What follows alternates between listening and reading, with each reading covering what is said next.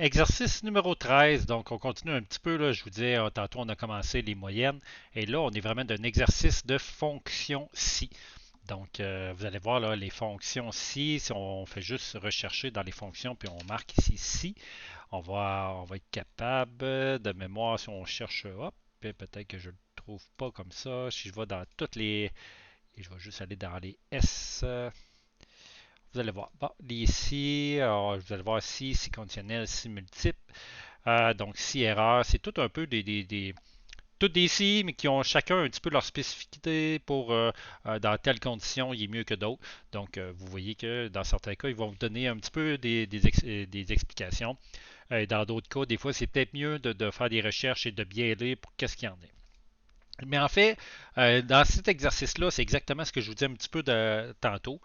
Ce qu'on recherche à faire, en fait, là, c'est que dans la colonne commission ici, donc, ce qu'on va vous dire, c'est ici, euh, ajouter une colle barre. Bref, ça, c'est pas important, mais si on veut qu'il y ait une commission de 5% du prix, si c'est inférieur à, ajouter à droite de la colonne permettant de calculer le montant de la commission à vente. À savoir 5% du prix si c'est en bas de 700 000, il y a 5%. Puis si c'est en haut de 7%, 700 000, ben, on va avoir 3%.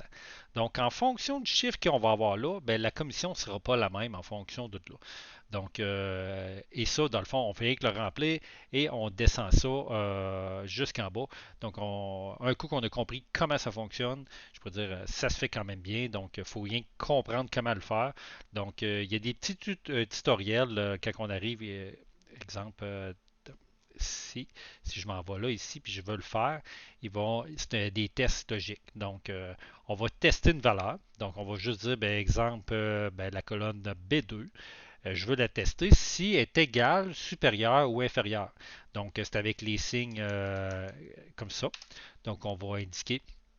Et si dans tel cas, ben là, je teste une colonne. Exemple, si B2 est inférieur à un chiffre, bon, ben, si c'est vrai, ben, voici ce que je veux que tu fasses. Et si c'est faux, voici ce que je veux que tu fasses. Donc, un coup qu'on a compris le principe, ça se fait relativement vite, mais il faut bien comprendre le principe. Donc, je vous laisse le faire. On dépose ça sur Teams quand on a terminé.